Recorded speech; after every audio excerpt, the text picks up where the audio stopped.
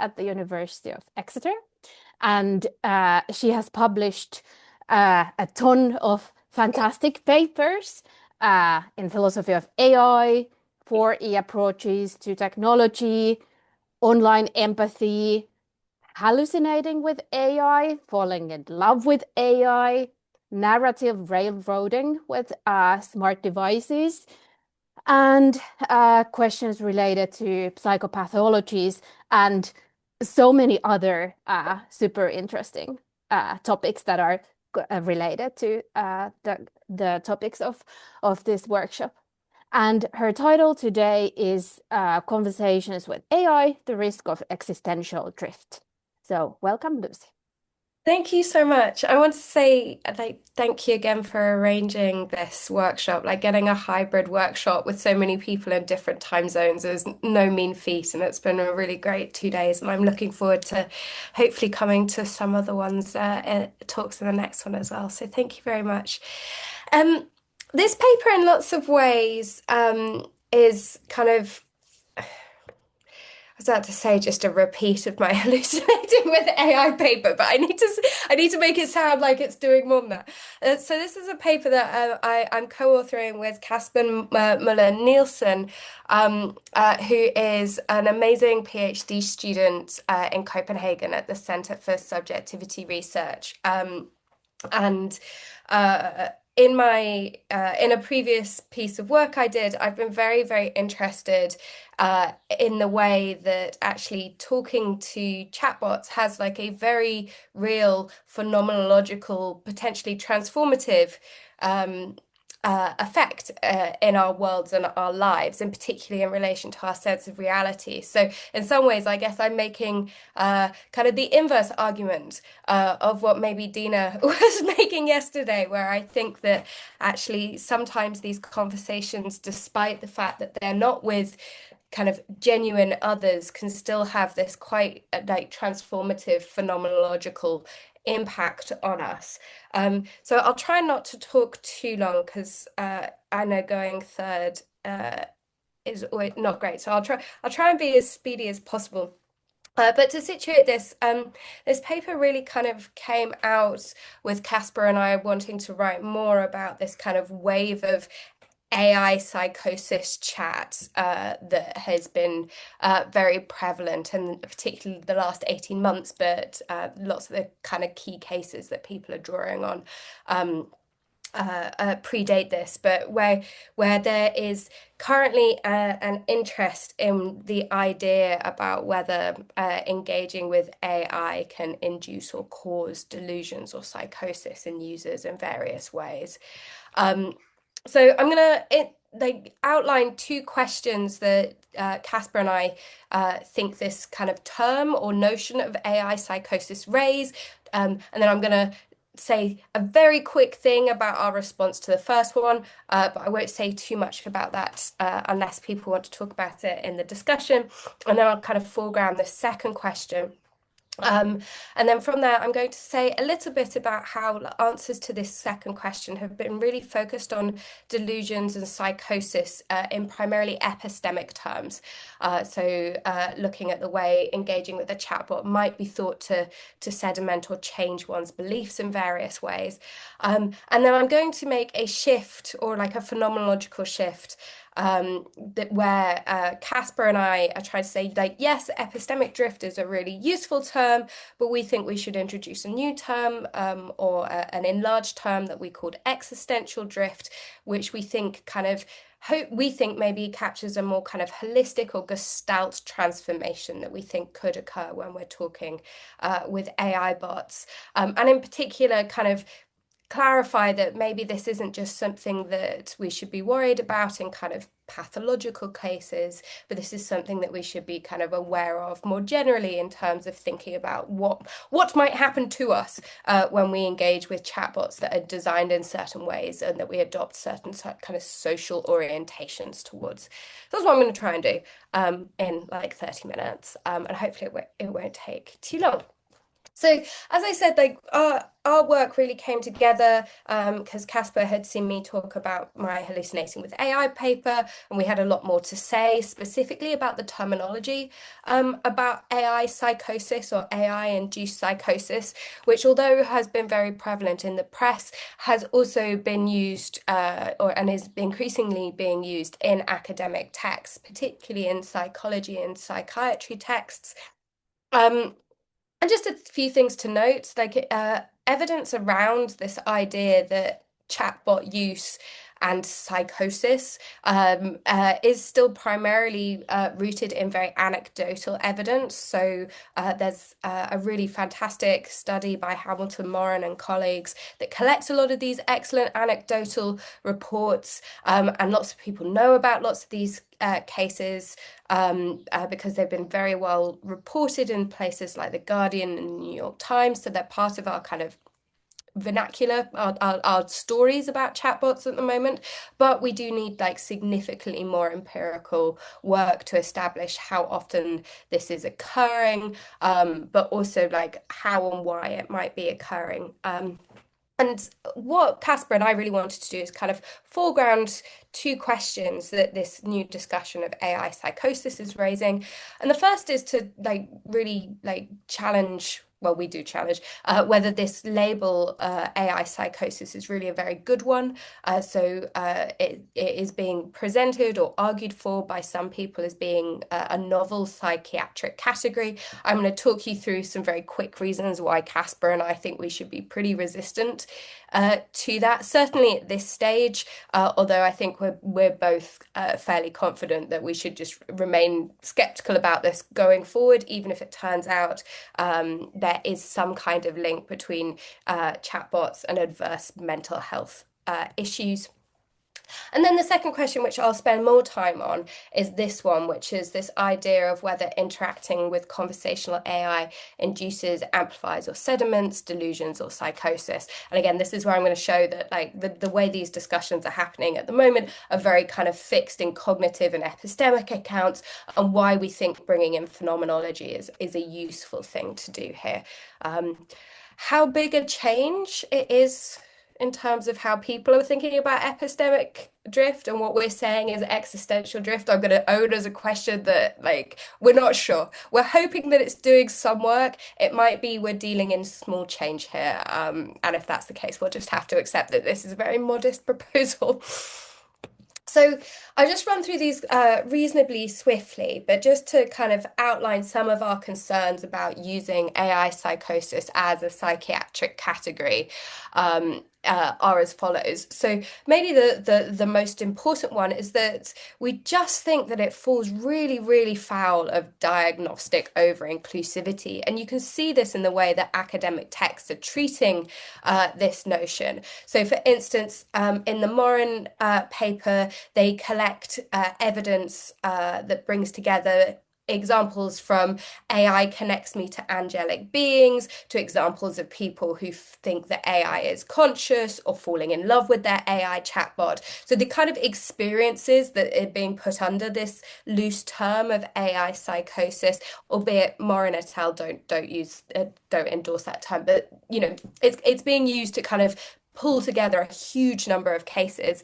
And in lots of ways, this really goes against the trend in psychiatry of actually saying that we need to be specific about what different disorders are doing because the symptoms and the experiential changes that people experience in those are different, and therefore they have different intervention and therapeutic consequences. So we think that this is really moving against the grain of kind of psychiatric specificity that we think is a worthwhile project. There's also a lot of either disagreement or just conflation or lack of clarity about whether AI psychosis or AI-induced psychosis is meant to be occurring in people who have pre-existing conditions that are aggravated, in people who might be thought to have some kind of disposition that's being awakened by the chatbot, or whether it's meant to kind of come apropos of nothing. And there's a lot of kind of vagary about that we think is, again, distinctly unhelpful. And maybe the most uh, it's just being used really broadly. So in this paper by Young et al., which has had quite a lot of traction, they're defining AI psychosis as being a user who experiences an aggravation of any adverse psychological or psychiatric conditions. So if I talk to Claude and it makes me more anxious, under this definition, I'm suffering from AI psychosis, and we just think this is like woefully unhelpful. So we think that it's a trendy term. It might have some political and pragmatic weight to using it because it's obviously trying to signal accountability and responsibility. But if what we're concerned about is kind of careful and like rigorous analysis of mental health conditions, we think that there's like real concerns here. There's also this, like some people, again, Young et al. And a couple of others seem to be pushing this, is that the idea this is like a fundamentally new phenomenon. I'm open to the idea that something novel might be happening, and I guess our notion of epistemic drift, there's one thing in here that might look like something new might be happening, but at the moment, at least, it's just not clear. So if some people talk about what is being new in terms of like these are delusions or psychosis about a chatbot. So the content of false beliefs or psychotic beliefs are about AI, but being about the latest technology is not a new thing. The content of delusional and psychotic beliefs has always tracked culture and very, very frequently centers around new or on the horizon technology. So we think just having delusional content about AI doesn't signal anything novel.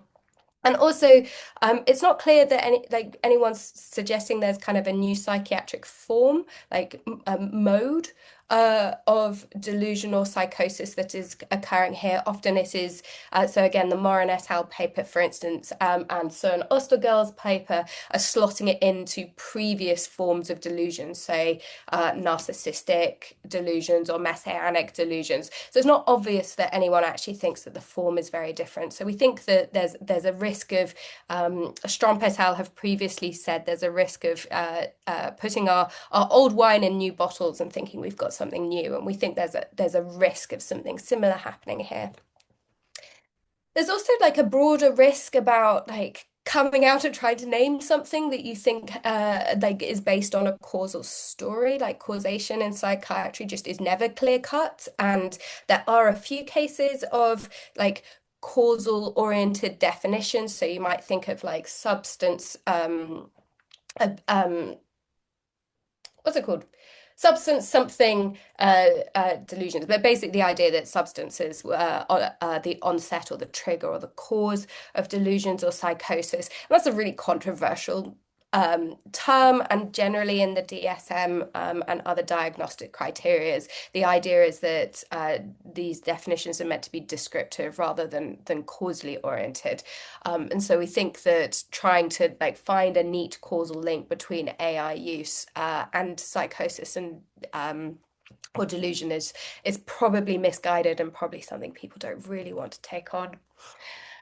And then finally, again, like this, a lot of this attaches to this kind of broadness worry, is that there's lots of cases where we hold idiosyncratic beliefs. There's lots of cases where people are falling in love with and feeling very attached to their chatbots. And it seems like we want to be careful not to kind of over pathologize experiences, even if we think they might be atypical. One, because they're probably less atypical than we think, because there's so much shame about and stigma about talking about these things.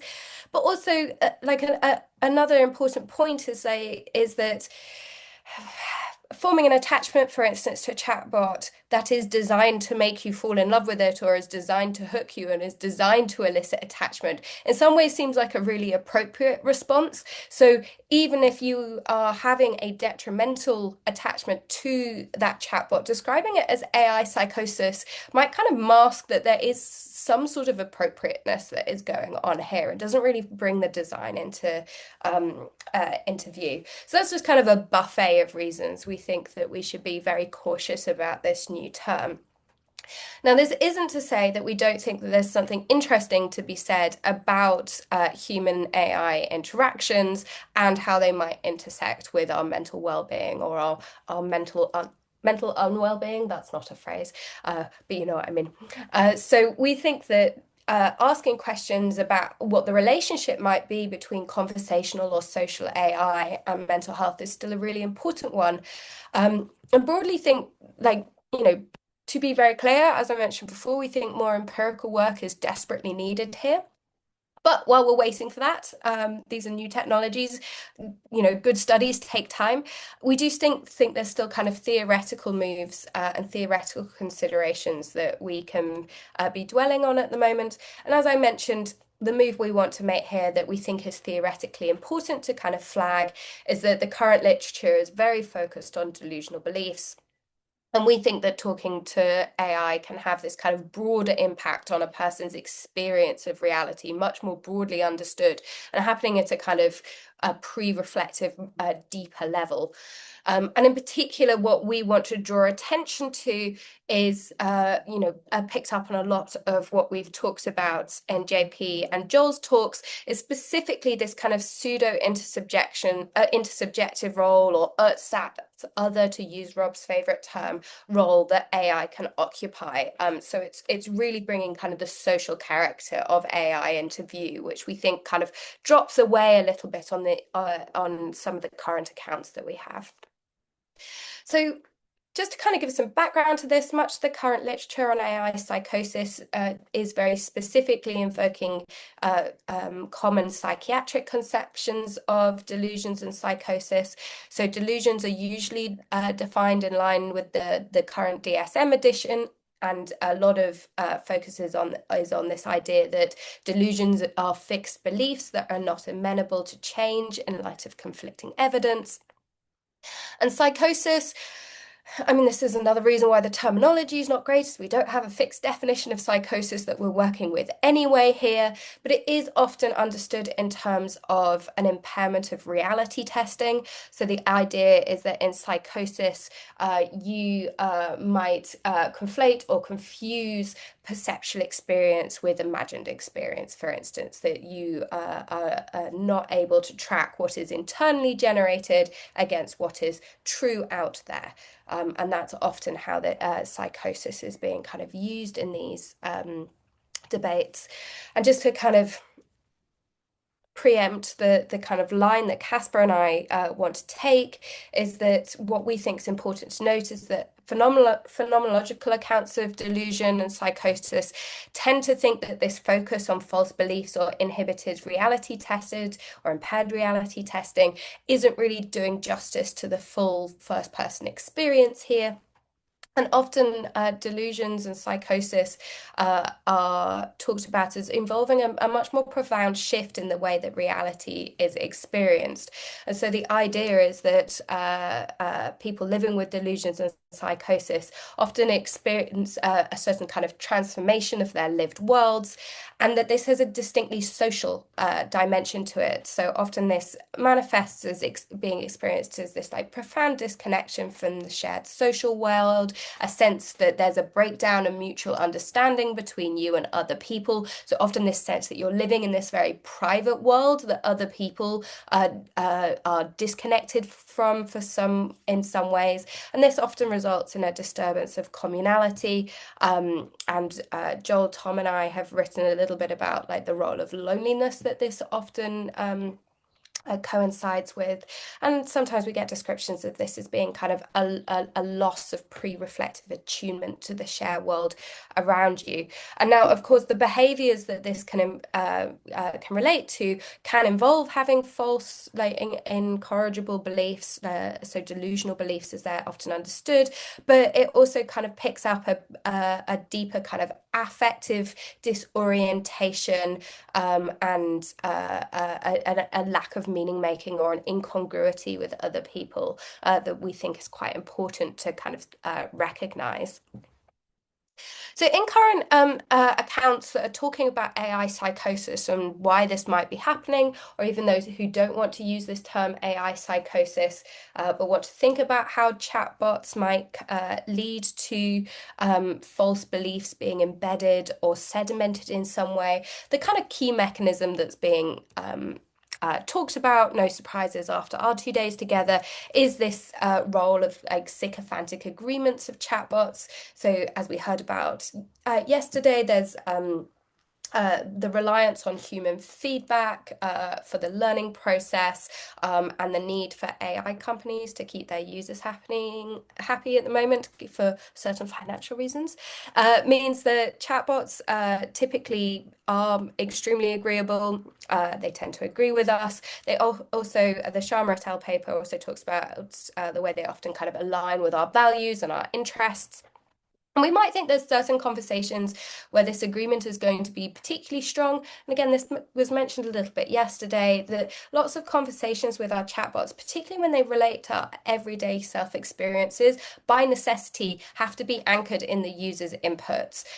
So, if I open Claude to tell Claude that I'm anxious about my presentation today, it doesn't have data to check whether, there's no way that it can check that what I'm inputting is true. It is vulnerable to my self-report. And so it's our starting basis for conversation is very much asymmetrical. It's anchored on my side as a user. And the worry is then the sycophancy, this over agreeableness means that chatbots really risk reinforcing and potentially amplifying the kind of overvalued ideas or delusional beliefs that are associated with delusions and psychosis. And they do this through all sorts of mirroring and mimicking, whereby they're adapting to the user's tone, their narratives, and their interpretive frameworks.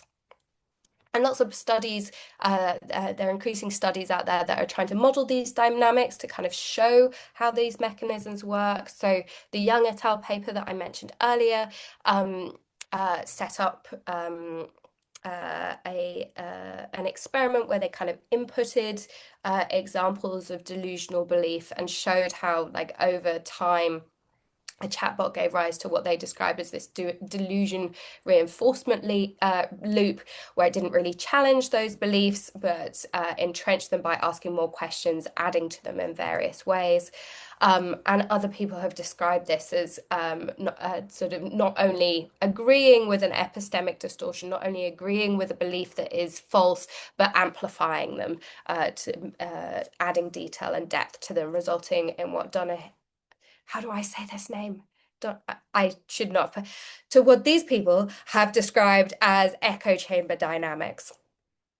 And so the emphasis, again, a common theme that we've been talking about, is very much here on the lack of pushback or the lack of epistemic friction in these conversations. And we might think that this is a problem in many situations, but might be particularly problematic when we've got someone who is already entertaining or really values a certain set of narratives or beliefs that seem to have gone epistemically awry in certain ways. And what Moore and al. Have described this process as is they describe it as this case of epistemic drift, which unfortunately there isn't like they use the term and then define it in an annex. So I feel like I should be very clear. I don't think that this is their best articulation of epistemic drift. So this is not intended as a jibe at their definition. But broadly speaking, where in the kind of annex they've said that epistemic drift involves this kind of progressive weakening of confidence in shared reality or accepted knowledge structures. And we think that, like, we can see how this epistemic drift could occur through all sorts of ways. So it might be that a user comes to trust the bot more than other sources, and we know because of the machine heuristic, our tendency to view these technologies as being objective, neutral, reliable, that there's lots of reasons to think people might come to think that their bots are particularly reliable sources. Again, something we talked about yesterday in relation to narratives, that like the coherence of a belief system created with a bot might make it appear more reliable because it can take all your fragmented pieces and weave it into a lovely coherent whole, and that coherence itself might be quite seductive. As well as it might be not so much that you experience the boss as hyper reliable, more that by able to drive the conversation, to be able to dictate what you're talking about, you might just find mainstream knowledge becomes less interesting, less salient, more relevant in your experience compared to the kind of private understanding, the sense of insight that some people have reported when talking to chatbots. And I think, like, this has happened to people like CEOs of Uber who believe that they're coming up with like new quantum physics equations that, having had no background education in physics, that this like sense of understanding that people experience with their chatbots can be pretty powerful. So again, it's not just reliance, but this kind of satisfaction, this euphoria almost that might come from this kind of private understanding. So what Casper and I are trying to do is like we're certainly not trying to downplay the epistemic risks here in any way, but we want to say like the emphasis very much seems to be on the cognitive or the doxastic risks of sycophancy. So very much on belief distortion or the entrenchment of distorted beliefs. And while we think this is important, we think there's kind of a deeper phenomenological transformation that could be occurring. And this is what we want to label existential drift. So I'll spend the next 10 minutes trying to convince you that this is worth talking about, and then you can convince me that maybe it's not. So, existential drift. So, broadly speaking, as I mentioned, epistemic drift seems to focus on this adoption or enforcement of false or atypical beliefs. Whereas what we were trying to capture with this term existential drift is this kind of reorientation, a broader reorientation of a user's sense of what is real and ordinary. And the idea is that, at least in some occasions where this drift goes too far, it could create a rift between a person and the shared social world in which they're occupying. But it's not just that there's a rift, but that person is simultaneously experiencing reality being disclosed to them in a new way. So all of this is underpinned by Casper and I's kind of phenomenological background. So sorry everyone, but welcome Husserl. Um, so we're very interested in the way that, spoiler alert, basically we think that we should think about the way that AI chatbots can become, properly speaking, co-constitutors of our life world. And we think there's a way that they are really dynamically entangled with our understanding of what the world is, what reality is. So to get there, we're starting with from this kind of key insight in phenomenology that the world isn't just out there as an objective physical world. That is not trying to deny to say that we all have to be full transcendental idealists, but the world as is something that we already encounter, saturated with meaning, like riddled through with salience that shape both our own goals and expectations, but also by the norms and habits and sociocultural ways of life that we grow up with.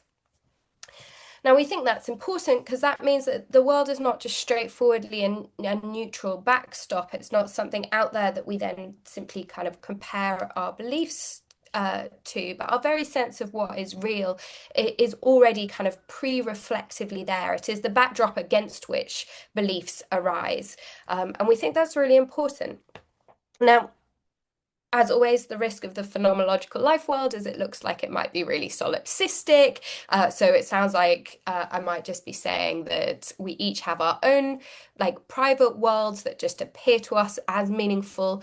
But at least for Husserl, the idea is that the life world is meant to be very much not solipsistic. It's meant to be experienced precisely as the world that is there for all of us.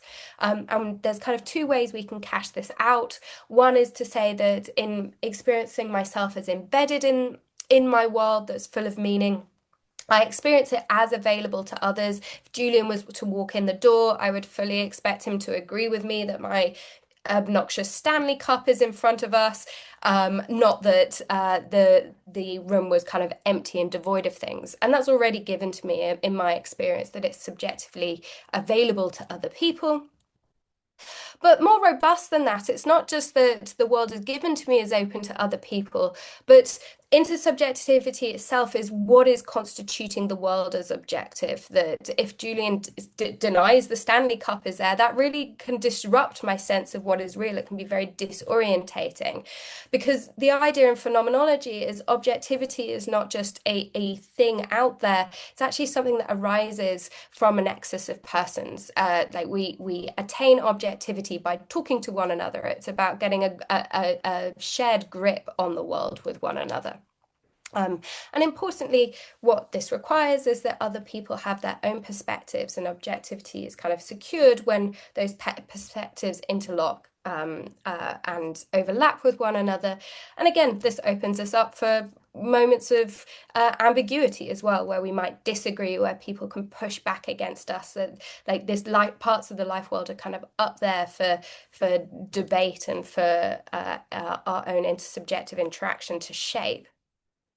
So as I mentioned, like what we're interested in trying to establish is the way that because chatbots can appear other-like, not just that we might take a fictional stance towards them, but that they might pre-reflectively appear to us as having an intersubjective quality because of their dialogical form, the fact that they have kind of affective tone and personality, that what they can do is that they can play this intersubjective role for us in constituting the world. And we think what that means is that what chatbots are doing then is they're not just they don't just play a role in confirming our beliefs. It's not just that there is epistemic agreement going on. Rather, what they're doing is something deeper. They can produce this affective sense of recognition, of being seen, as we've talked a lot about today, but also on a deeper level of about having one's experience of the world affirmed. So not just one's beliefs, but actually like the fabric of what is real is being intersubjectively taken up by AI. And chatbots do this because they often behave as if our situations are shared. And I think it's very easy for us to pre-reflectively take that up, even if cognitively we would deny that they are true intersubjective interlocutors. So we think that means that their affirmations carry this kind of life world constituting power. So not, again, not that just police enforcement, but conveying a sense of objectivity that's grounded into subjectivity. So another way of putting this is that it might make something, an experience that might initially strike me as a private experience, if it's affirmed, it can bring it, like pull it out into that public sphere and make it feel more real. With, of course, the problem that chatbots lack the genuine alterity that would make that constitution robust. So this is not necessarily always problematic. So we might think for lots of users, they're already going, like, while the chatbot can potentially play this kind of intersubjective constitutional role, it's just one voice in a wider network of human relations. And if all is going well, if Claude has affirmed a particular narrative or interpretation or meaning that I have, but I receive friction elsewhere, I might reject Claude or downgrade how salient that is. But for individuals whose connection to the shared social world is already tenuous, so for instance, people who might already feel some sort of alienation from or disconnection from the life world with others, chatbots might then come to play a kind of disproportionately influential role here.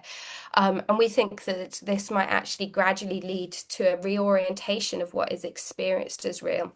So one way to think about it is that often the way that delusional beliefs are talked about is that they're false propositions, but what we think might happen is that there might be a greater sense, not just that I happen to have a private set of beliefs that no one else agrees with, but that actually I do have, I'm meaning making with my chatbot in this very robust way, and that it's evidence of it creates a sharedness, a shared world that we have.